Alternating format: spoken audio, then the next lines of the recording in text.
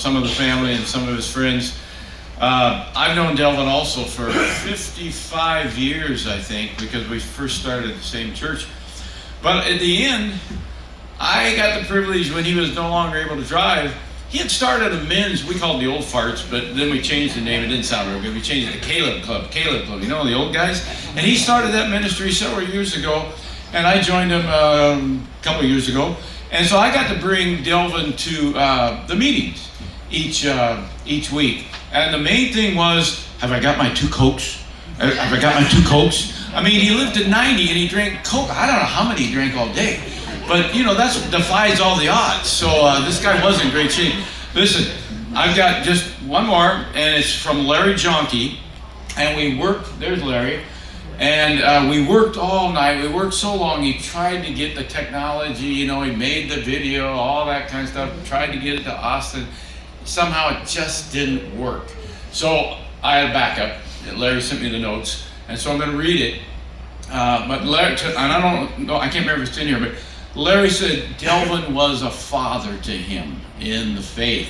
And yet Larry was the pastor. Larry was the leader. Larry did this and that and everything, but still Delvin was like his father. He says, my friendship with Del and Dixie Mace, and it's always 2 together. It was never Delvin, it was Delvin and Dixie. They were such a team. Began in 1974 at Christian Center of Vancouver. Oh, by the way, I told Larry last night, I said, listen, Larry, listen, that picture that you have in your phone is so much better than the video picture. So don't mind if we have to read it, because you're looking a lot better on that screen. I don't know if he appreciated that. He says, it's hard for me to just focus on Dill without including Dixie, because Matthew 19:5-6 says, for this reason a man will leave his father and mother and be united to his wife, and the 2 will become one flesh. So they are no longer 2, but 1. Del and Dixie served God together their entire married life. They were like peanut butter and jelly, cheese to my macaroni, bacon to my eggs, marshmallows to my hot chocolate. That's pretty clever, Larry. You get the picture. I have been instructed that I only have 5 minutes to share about a close friendship with Delvin that encompassed almost 50 years. It's virtually impossible to even know where to begin. I began to write down all the multitude of ways that Delvin affected my life. I could literally share for hours as my mind was flooded with hundreds of stories. I began to panic. Then I resorted to prayer. Jesus, help me. You'll never guess what the first memory was that he brought to mind. You'll love this. Brought to mind. I even had to look it up on YouTube, as I didn't know what the dance was called. It is a Russian dance called the Kozovsky Kick. And he actually had a little YouTube, he was going to put it in the video. On many occasions over the years, Delvin would take off his shoes and treat us to a display of his remarkable dexterity, like some I've already shared. After he impressed us with that dance, he would follow it with grabbing a broomstick, which we already heard, a broomstick with his hand, and proceed to jump over that.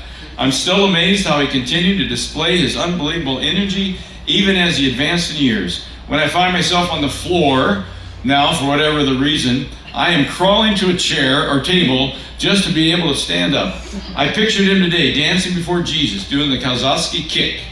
I bet Jesus was as impressed as I was. I know there will be others in the service that will share many of the same qualities as I have experienced over the years with Delvin.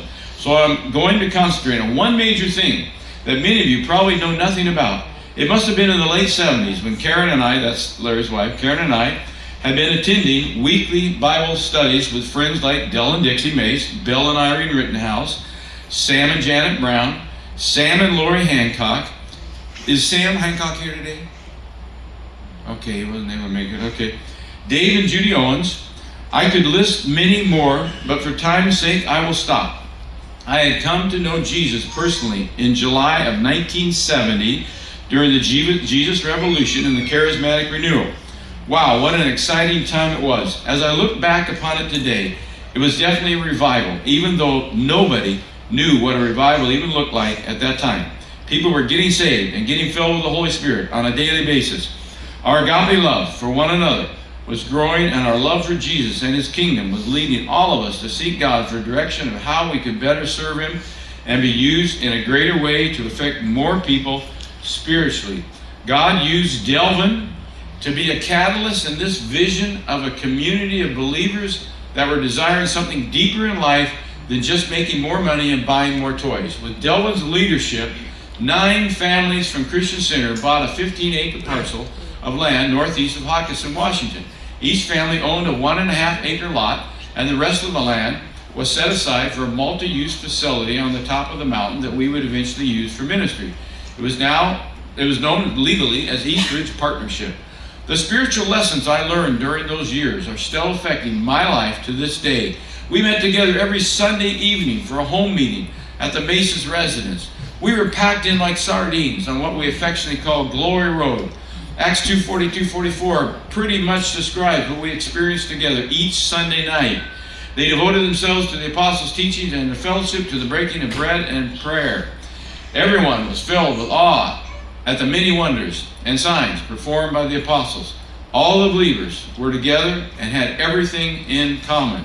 We worshiped, we prayed, we studied the Word, we shared individual needs with each other, and then placed our lives into the loving care of Jesus. We shared lots of potluck dinners. We laughed a lot. We cried a lot. The thing I will never forget about Delvin, every night when the meeting was winding down, you would see Delvin individually praying for somebody to receive the baptism in the Holy Spirit with the evidence of speaking in tongues. To this day, I have personally never known any other person who has led so many people into the fullness of the Holy Spirit.